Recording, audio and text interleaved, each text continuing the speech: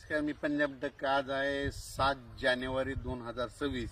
मी माझ्या गावाच्या प्लॉटमध्ये आणि या ठिकाणी महाराष्ट्रातल्या शेतकऱ्याला अंदाज देणार आहे. कारण की काल काय झालं, नाशिकमध्ये बागवान तालुक्यामध्ये खूप ठिकाणी पाऊस झाला आणि शेतकऱ्याचं कांद्याचं नुकसान झालं.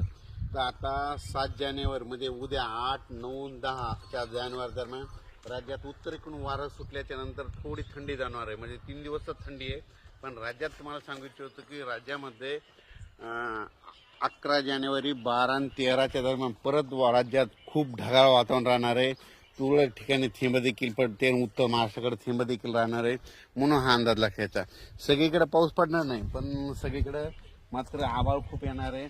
11 तारखेला तुम्हाला सांगू इच्छितो, इकडं सोलापूर जिल्हा, लातूर जिल्हा, नांदेड जिल्हा, इकडं चंद्रपूर, इकडं सांगली, सातारा, जत ह्या पट्ट्यामध्ये काय होणार आहे, तिकडं खूप आभाळ येणार आहे. म्हणजे 11 तारखेला खूप आभाळ येणार आहे. म्हणून हा अंदाज सर्व शेतकऱ्यांनी लक्ष द्यायचा.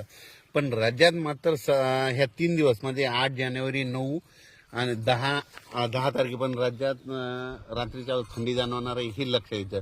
पण राज्यामध्ये 12 जानेवारी ते 14 जानेवारीच्या दरम्यान खूप ढगाळ वातावरण होणार आहे. वातावरणात बदल होणार आहे.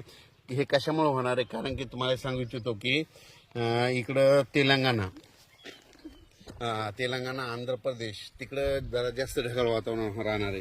पण काय होणार आहे, तामिळनाडू राज्य आणि केरळ राज्यामध्ये एक कमी दाबाचा पट्टा तिथून जात असल्यामुळे काय होणार आहे, तिरुपती बालाजीकडे देखील 12, 13, 14च्या दरम्यान खूप असा पावसाळ्यासारखा पाऊस मध्ये तामिळनाडू राज्यामध्ये पडणार आहे, केरळ राज्यात देखील पडणार आहे. म्हणून हा अंदाज सर्व शेतकऱ्यांनी, त्या जिल्ह्यातल्या शेतकऱ्यांनी लक्ष द्यायचा.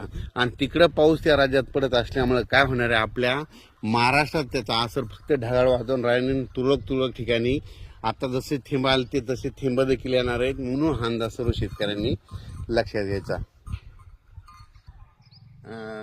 तामिळनाडूमध्ये चेन्नईकडं आणि तिरुपती बालाजी त्या तिकडं काय होणार आहे की 11 आणि 12च्या दरम्यान तिकडं म्हणजे 12 ते 14च्या दरम्यान पावसाळ्यासारखा पाऊस पडणार आहे तामिळनाडू, केरळ राज्यामध्ये. त्याचा असर आंध्र प्रदेशला होणार आहे, त्याचा असर तेलंगणाला होणार आहे.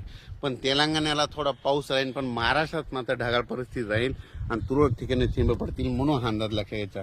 आणि हे पाहू शकता, आपल्या शेतातलं गव्हाचं पीक आहे. याला 3 पाणी झालेत आणि याला पेरताना लिओसिन लावलं होतं. आणि ही पाहू शकता कशी फुटे झालेली आहेत, म्हणजे पेरताना त्याला लिओसिन लावलेले.